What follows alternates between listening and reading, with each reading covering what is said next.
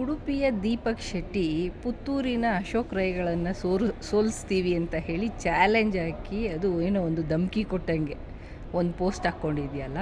First of all ನಿನ್ನ vote ಎಲ್ಲಿದೆ, ನೀನು ಯಾವ ಊರಲ್ಲಿರ್ತೀಯ ಅದ್ರ ಬಗ್ಗೆ ಯೋಚನೆ ಮಾಡು. ನೀನು ಅಲ್ಲಿಂದ ಇಲ್ಲಿ ಸೋಲಿಸೋದು ಬೇಡ ಆಯಿತಾ. ನಿನ್ನ ವಿಚಾರ ನೀನು ಮಾತಾಡು. ಇಲ್ಲ ನಿನಗೇನಾದರೂ ವಿಚಾರಗಳ ಬಗ್ಗೆ ಏನಾದರೂ ನಿನಗೆ ಅಬ್ಜೆಕ್ಷನ್ಸ್ ಇದ್ದರೆ ಅದ್ರ ಬಗ್ಗೆ ಬರಿ. ಅದು ಬಿಟ್ಬಿಟ್ಟು ಪರ್ಸ್ನಲ್ ಮಾತಾಡೋ ಅಂಥದ್ದು ಅದೆಲ್ಲ ಬೇಡ ಆಯಿತಾ. ನಿಂದೆಷ್ಟಿದೆ ಅಷ್ಟು ನೋಡ್ಕೊ. ಬೆಳಗ್ಗೆಯಿಂದ ಸಂಜೆವರೆಗೆ ನನ್ನ ಬಗ್ಗೆ 100 ಪೋಸ್ಟ್ ಹಾಕಿದ್ರೂ I don't give a dam. ಏನು ಹೇಳು, ನಾನು ಕೇರ್ಗೆ ಇಟ್ಕೊಳ್ಳಲ್ಲ, ಗೊತ್ತಾಯ್ತಾ. ನೋಡ್ತೀನಿ, ಖುಷಿ ಫ್ರೀಯಾಗಿ ಪಬ್ಲಿಸಿಟಿ ಕೊಡ್ತಾರೆ ಅಂದರೆ ಯಾರು ತಾನೇ ಎಂಜಾಯ್ ಮಾಡಲ್ಲ. ಕೊಡು ಪಬ್ಲಿಸಿಟಿ, ಜಿಲ್ಲೆಯಾದ್ಯಂತ ಕೊಡಿ ಪಬ್ಲಿಸಿಟಿ. ಈಗೇನು ಹಾಕಿದ್ದೀನಲ್ಲ ನಾನೇ ಕ್ಲಾರಿಟಿ ಕೊಟ್ಟಿದ್ದೀನಲ್ಲ, ಕ್ಲಾರಿಫಿಕೇಷನು.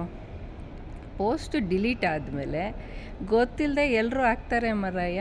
ಅದು ಎಲ್ಲಿ ನೀವು ಶಾಲ್ ಹಾಕಿ ಯಾರೋ ಕಳಿಸಿದ್ದಾರೆ, ನನಗೆ ಗೊತ್ತಾಗಿಲ್ಲ, ಹಾಕಿದ್ದೆ, ತೆಗ್ದಾಕಿದ್ದೀನಲ್ಲ, ಕಿತ್ತು ಬಿಸಾಕಿದ್ದೀನಲ್ಲ. ಕಿತ್ತು ಬಿಸಾಕಿದ್ಮೇಲೆ 8 ಗಂಟೆಗೆ ನೋಡಿರೋ ಮಹಾನ್ ಭಾವರು ನೀವು ಯಾರು?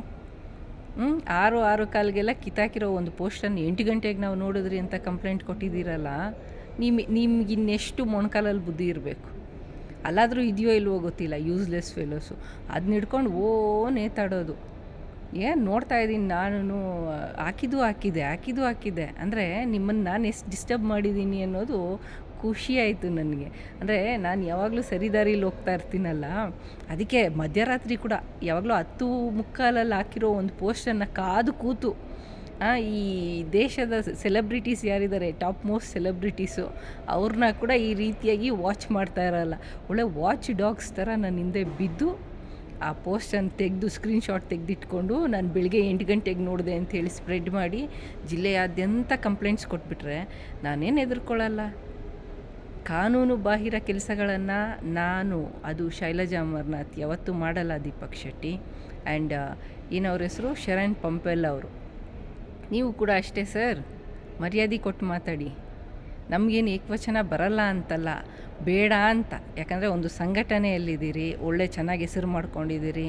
ಏನೋ ಮುಂದೆ ನಿಮ್ಮ BJP ಪಕ್ಷದವರು ನಿಮಗೂ ಏನಾದರೂ ಗುರುತಿಸಿ ಸ್ಥಾನ, ಮಾನ, ಗೌರವ ಎಲ್ಲ ಕೊಡಲಿ ಅಂತ ನಾನು ಅಂದ್ಕೊಳ್ತೇನೆ. ಆದರೆ ಏಕವಚನ ಬೇಡ ಶರಣ್ ಪಂಪೆಲ್ ಅವರೇ. ನಿಮ್ಗೆ ನಾನು ನೇರವಾಗಿ ಹೇಳ್ತಾ ಇದ್ದೀನಿ, ಏಕವಚನ ಖಂಡಿತ ಬೇಡ. ಇನ್ನೊಂದು ಸತಿ ನಾನು ಏಕವಚನ ನೋಡಿದ್ರೆ ನಾವು ಬಳಸ್ತೀವಿ. ಬಳಸಬಾರ್ದು, ದೊಡ್ಡವರಿದ್ದೀರಿ ಅಂತ ಹೇಳಿ ನಾನು ಬಳಸ್ತಾ ಇಲ್ಲ. ಆದರೆ ತುಂಬ ಕೀಳುಮಟ್ಟಕ್ಕೆ ಇಳಿದು ಯಾರಾದರೂ ಮಾತಾಡಿದ್ರೆ ನಾನು ಎದುರೋ ಮಗಳೇ ಅಲ್ಲ. ನಾನು ಎಲ್ಲರಿಗಿಂತ ದೊಡ್ಡ ಹಿಂದೂ, ಅರ್ಥ ಆಯ್ತಾ. ದಡ್ಡ ಹಿಂದೂ ಅಲ್ಲ, ದೊಡ್ಡ ಹಿಂದೂ ನಾನು. ಅದಕ್ಕೆ ಎಲ್ಲರನ್ನು ಸಮಾನವಾಗಿ ಕಾಣ್ತೀನಿ. ಅದಕ್ಕೆ ಈ ಪಾರ್ಟಿ ಬೆನ್ನಿಗೆ ಬಿದ್ದಿರೋದು, ಜಿಲ್ಲೆಯಾದ್ಯಂತ ಕಂಪ್ಲೇಂಟ್ ಕೊಟ್ಕೊಂಡು. ಕಾಂಗ್ರೆಸ್ಸಲ್ಲಿ ಇದ್ದೀನಿ ಅಷ್ಟೇ ನಾನು.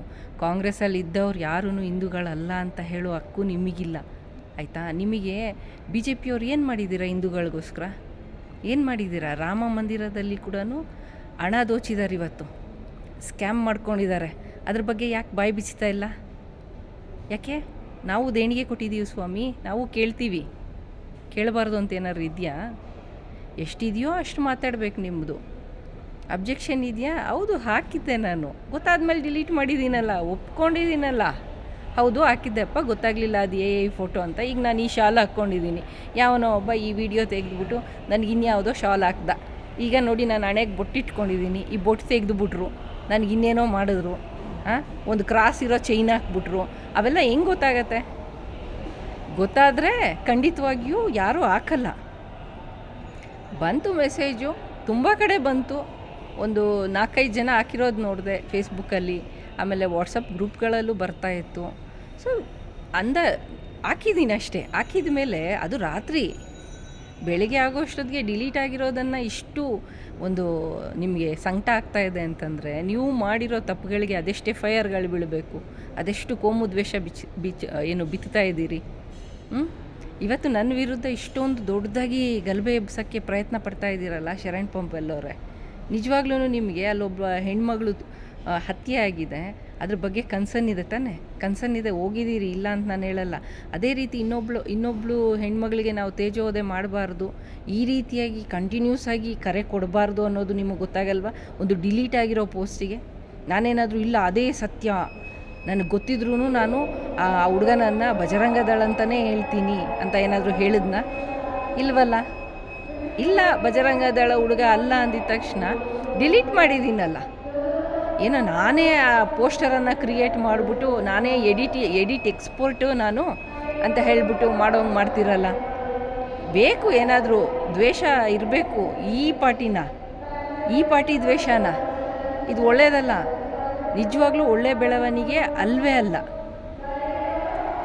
ಶಾಸಕರ ಬಗ್ಗೆ ಮಾತಾಡೋ ದೀಪಕ್ ಶೆಟ್ಟಿ, ಮತ್ತೊಮ್ಮೆ ಹೇಳ್ತಾ ಇದ್ದೀನಿ, ನೀನು ಕೂಡ ಅಷ್ಟೇ ಸ್ವಲ್ಪ ಮೈ ಮೇಲೆ ಪ್ರಜ್ಞೆ ಇರಲಿ ಪೋಸ್ಟ್ ಹಾಕುವಾಗ.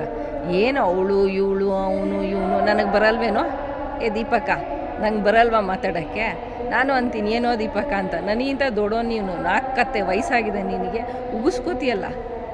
ಶಾಸಕರ ಬಗ್ಗೆ ಮಾತಾಡ್ತಾನೆ. ಏನೋ ಇವನೇ ಬಂದು ಪುತ್ತೂರಲ್ಲಿ ನಿಂತ್ಕೊಂಡು ಅವ್ರ ಎಲೆಕ್ಷನ್ಗೆ ಓಡಾಡಿ ಅವ್ರನ್ನ ಗೆಲ್ಲಿಸಿ ವಿಧಾನಸೌಧಕ್ಕೆ ಕಳಿಸ್ಬಿಟ್ಟಂಗೆ.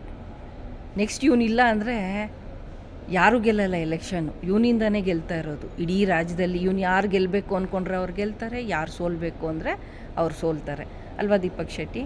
ನಿನ್ನ ಮೈಂಡ್ಸೆಟ್ಟು ಇರಬೇಕು.